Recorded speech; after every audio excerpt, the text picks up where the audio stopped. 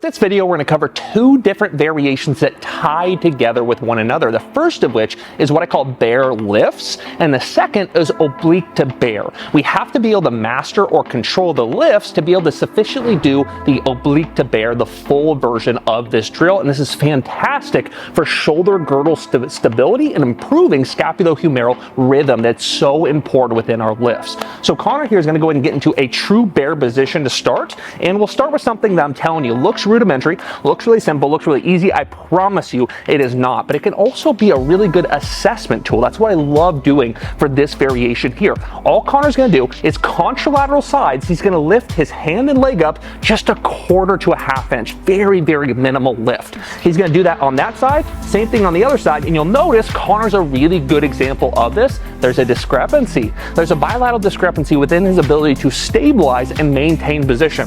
His right arm to left leg, he struggles with a lot more.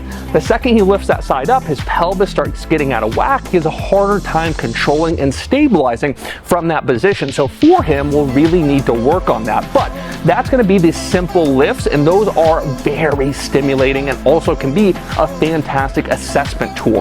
Now, next thing we're going to do is the true oblique to bear. So Connor's going to maintain this position, make sure that before he goes through it, he has his positional checklist. His lumbopelvic region is neutral. He's pushing his hand into the floor. His shoulder girdle stable. So as Connor goes through this, again, 6 seconds to get to end range, incredibly slowly. And you'll notice that at every single point in time, there's a perfectly straight line from the greater trochanter of his hip to his shoulder. He's going to stop here at end range and then slowly go back through.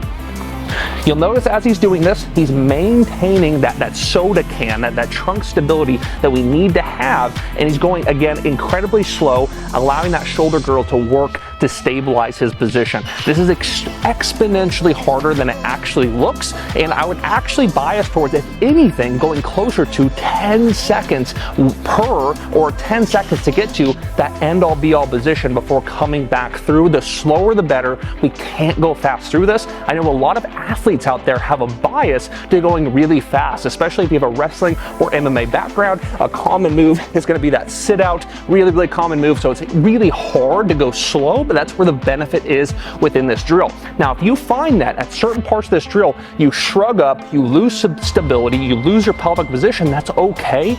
Train that section of it specifically. I want you to pause at the exact part of the drill that you're having troubles with and maintain that position and really try to get better at it. Go slow, pause that position you struggle with the most, and you should get a lot out of this drill.